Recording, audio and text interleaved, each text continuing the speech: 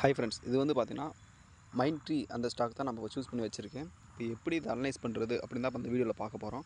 இப்போ நான் வச்சுருக்க சார்ட் பார்த்தீங்கன்னா 1 வீக் சார்ட் தான் நான் வச்சுருக்கேன்.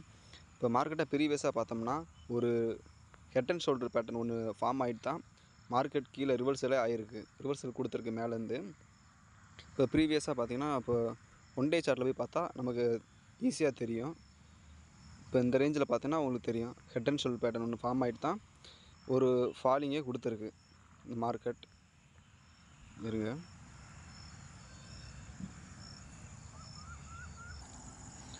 இப்போ பார்த்தீங்கன்னா உங்களுக்கே தெரியும். இப்போ இது வந்து பார்த்தீங்கன்னா லெஃப்ட் ஷோல்டரு, இது ஹெட்டு, இது ரைட் ஷோல்டர் அப்படின்ற மாதிரி இருக்குது. இந்த ரேஞ்சை பார்த்தீங்கன்னா நெக்லைன் அப்படின்னு சொல்லுவோம். நெக்லைன் பிரேக் அவுட் பண்ணிட்டு ஒரு நல்ல ப்ராஃபிட்டே கொடுத்துருந்துச்சு. பார்த்தீங்கன்னா ஒரு 700 ருபீஸ் அந்த மாதிரி அந்த ரேஞ்சில் ஒரு நல்ல ஃபாலே கொடுத்து நல்ல ப்ராஃபிட்டே கொடுத்துருந்துச்சு. இப்போ திரும்ப பார்த்தீங்கன்னா ஒரு ரீட்ரேஸ்மெண்ட் ஆகி மார்க்கெட் மேலே போய்கிட்டு இருக்கு. நான் வீக்லி சார்ட்டு நான் வந்துடுறேன். சாரி, மந்த்லி சார்ட் வச்சுட்டேன், வீக்லி சார்ட்டே வந்துடுறேன். இப்போ அதை ரிமூவ் பண்ணி விட்ருவோம். இப்போ பார்த்தீங்கன்னா ஒரு ட்ரெண்ட் லைன் ஒன்று ஃபார்ம் ஆகிருக்கு. அதை லைட்டாக பிரேக் அவுட்டும் ஆகிருக்கு மார்க்கெட்.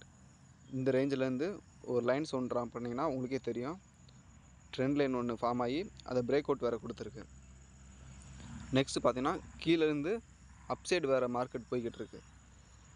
இந்த ரேஞ்சிலேருந்து மார்க்கெட் அப்சைடு ஒரு ரீட்ரேஸ்மெண்ட் கொடுத்துட்ருக்கு.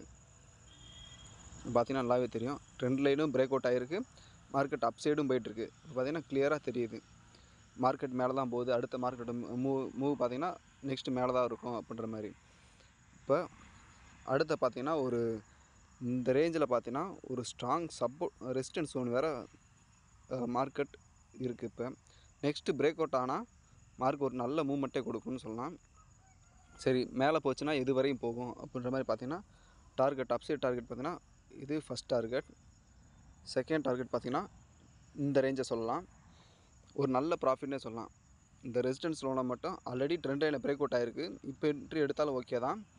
இல்லைனா இந்த ரெசிஸ்டன்ஸ் சோனையும் பிரேக் அவுட் பண்ணிச்சுன்னா இன்னும் ஒரு நல்ல மூவ்மெண்ட்டே கொடுக்குறதுக்கான வாய்ப்பு இருக்குது. இப்போ நம்ம டோட்டல் டார்கெட் ரேஞ்சை பார்த்தீங்கன்னா இங்கேருந்து நம்ம செகண்ட் டார்கெட் வரையும் பார்த்தோன்னா ஒரு 1300 ருபீஸ் வரையும் போகிறதுக்கான வாய்ப்பு இருக்குது. சரி, இது எவ்வளோ நாள் போகும்னு பார்த்தீங்கன்னா ஒரு இப்போ நம்ம ஃபஸ்ட் டார்கெட் வரையும் போகிறதுக்கே ஒரு மேக்ஸிமம் ஒரு 3 மந்த்தாக ஆகும். இங்கிட்டு பார்த்தீங்கன்னா இங்கிட்டு ஒரு 3 மந்த் அப்படின்னு பார்த்தா 6 மந்த் வரையும் ஹோல்டு பண்ணலாம் அந்த சார்ட்டை. ஏன்னு பார்த்தீங்கன்னா இந்த ஸ்டாக்கை ஏன்னு பார்த்தீங்கன்னா இது வந்து நம்ம வச்சுருக்க வீக்லி சார்ட், டெய்லி சார்ட் கிடையாது. டெய்லி சார்ட்டில் வச்சுருந்தா கூட நம்ம அதுக்கேற்ற மாதிரி ரேஞ்சு மாறும், 1 மந்த்தோ இல்லை 2 மந்த்தோ மாறும். இப்போ இது வந்து பார்த்திங்கன்னா நம்ம ஃபஸ்ட் டார்கெட் செகண்ட் டார்கெட் வேறு சூஸ் பண்ணியிருக்கோம். இதை டோட்டலாக அச்சீவ் பண்ணால் எப்படி மேக்ஸிமம் ஒரு 6 மந்த்தாவது ஆகும். அது வரை நம்ம வெயிட் பண்ணலாம். ப்ராஃபிட் டார்கெட் பார்த்திங்கன்னா ஒரு 1600 ருபீஸ் வரை இருக்குது. ஒரு நல்ல ஸ்டாக்குன்னு சொல்லலாம். ஃபஸ்ட் நான் அதை மார்க் பண்ணிக்கிறேன். இது வந்து பார்த்திங்கன்னா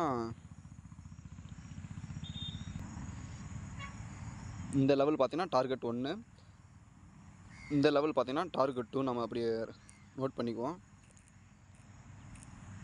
இது டார்கெட் 2.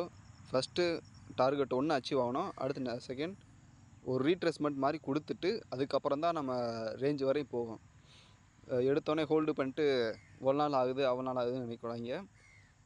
ஃபஸ்ட்டு ஒரு பிரேக் அவுட் கொடுக்கும், இந்த இடத்துல ரெசிஸ்டன்ஸ் ஒன்று பிரேக் அவுட் கொடுக்கும், லைட்டாக ஒரு ரீட்ரேஸ்மெண்ட் மாதிரி ஆகிட்டு அதுக்கப்புறம் தான் டார்கெட் 1 அச்சீவ் ஆகும். அதுக்கப்புறம் திரும்ப ஒரு ரீட்ரேஸ்மெண்ட் ஆகிட்டு தான் ஒரு டார்கெட் 2 அச்சீவ் ஆகும். ஒரு நல்ல ஸ்டாக்னே சொல்லலாம்.